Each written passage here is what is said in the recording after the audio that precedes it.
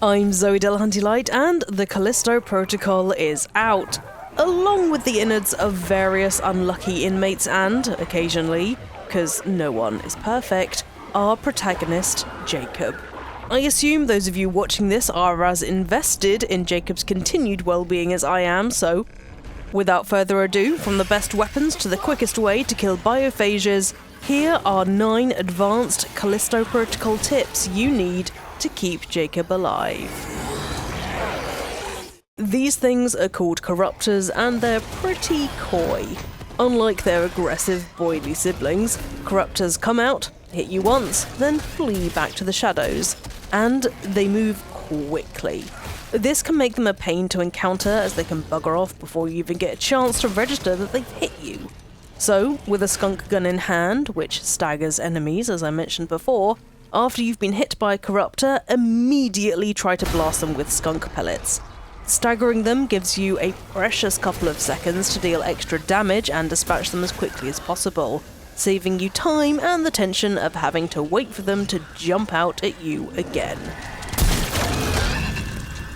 Healing injectors get completely discarded if you're interrupted mid-heal, and that includes if you even just bring them out and see a split second of the animation.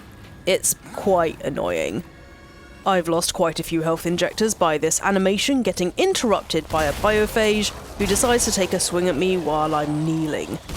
That's because Jacob doesn't save them once you've committed to healing, so regardless of how much you actually heal, even if you don't even get them in your neck, they will be gone from your inventory. Make sure you only use them when you're in a safe place, which isn't anywhere in Callisto Protocol really, but heed my warning. Clear out biophages, or, if you're about to perish, leg it back the way you came and just hide somewhere, then inject yourself with the healing juice.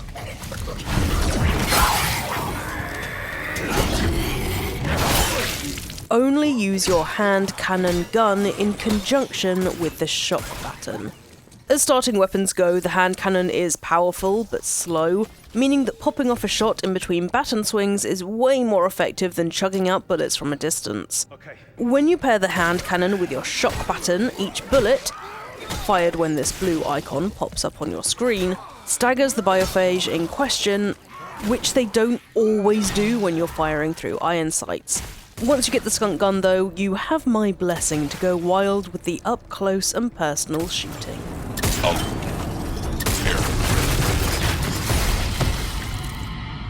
Because my god, the skunk gun is OP and worth getting as early as possible.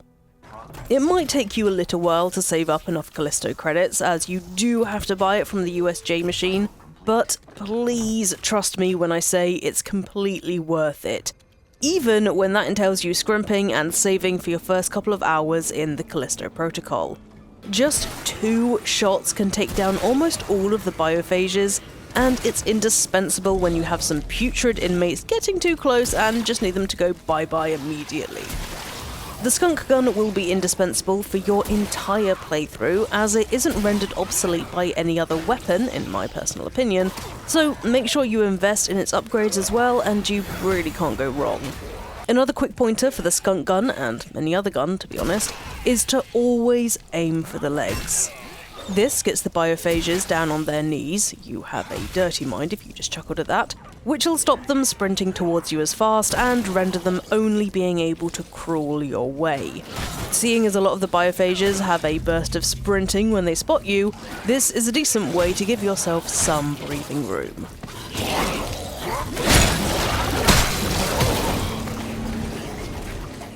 Don't ask me why this works, or even makes sense. Impaling biophages doesn't break stealth, but dropping down into the area they're patrolling does. Impaling is an insta-kill, even for the projectile biophages, which are stronger than the common biophages, so let those thoughtfully positioned spikes do the work for you.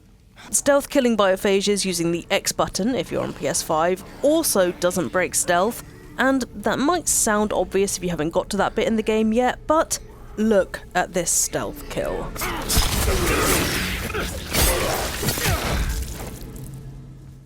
Makes quite a bit of noise, right? Yep, do that right under another shambling foe's nose and you'll remain undetected. Stomping on bodies also doesn't break stealth, and that also makes a chunk of noise. Meaning, if you're gasping for some ammo in between stealth kills, you can go ahead and wrench one from a corpse and you'll be a-okay. Physically, that is. Mentally, Jacob has experienced enough trauma for multiple lifetimes.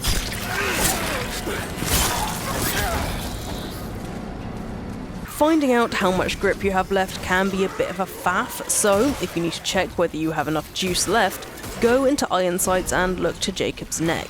There you'll see the blue meter, which shows how much grip you have remaining.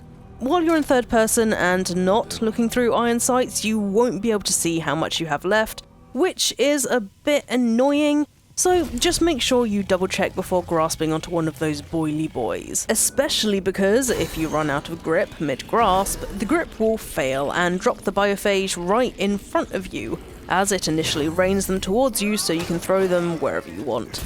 Not amazing, though this is one of those situations where the skunk gun comes in handy.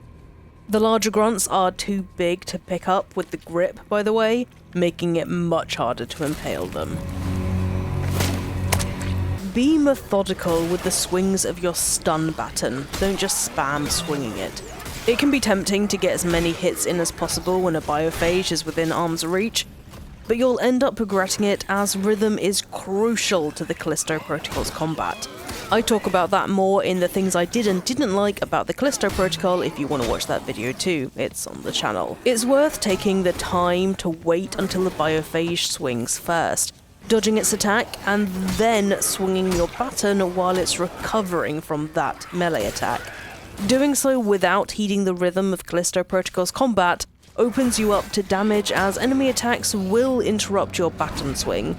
We don't want Jacob to take any more hits than necessary because, bless him, Jacob has been through enough already, don't you think? Inventory management is going to be your main gripe in Callisto Protocol, so plan accordingly. I played on normal difficulty and the main issue I had was managing my inventory and balancing the amount of ammo I was given with sellable resources, as you do get given a fair amount of both. At the beginning of Callisto Protocol, I recommend prioritizing obtaining pristine items to sell, so you can buy the skunk gun as quickly as possible. Then afterwards, you'll want to stock up on ammo as the difficulty ramps up at the beginning of Act 2. That's not what it's called in the Callisto Protocol, by the way, so it's not a spoiler, but it's just when you can feel the game taking off the training wheels. Explore all the time.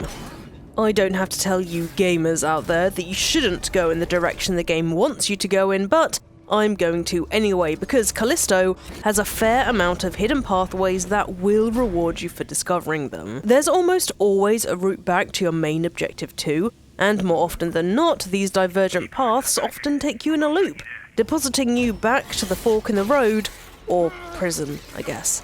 These diversions reward you with ammo, sellable items, and clues about what was going on in Black Iron Prison before the proverbial hit the fan.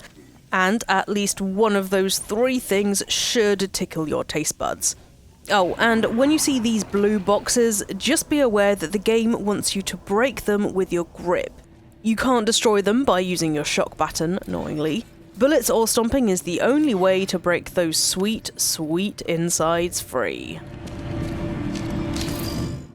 And that's 9 advanced Callisto Protocol tips to keep your insides inside. Do you have any other Callisto tips that you think are useful for those who find themselves in Black Iron Prison? Drop them in the comments below. If you enjoyed the video, thanks very much, and don't forget to like and subscribe to Eurogamer as we have a new video out almost every single day. Now I'm going to go and tell my skunk gun how much I love it again, or Skunky as I call her, so I'll see you next time. By the way, I recorded this when I was a bit sick, so apologies if my voice sounds quite weird. What's going on? We don't know. Just hold it. I'll get another sedative. Hurry. We've got prisoners back this way.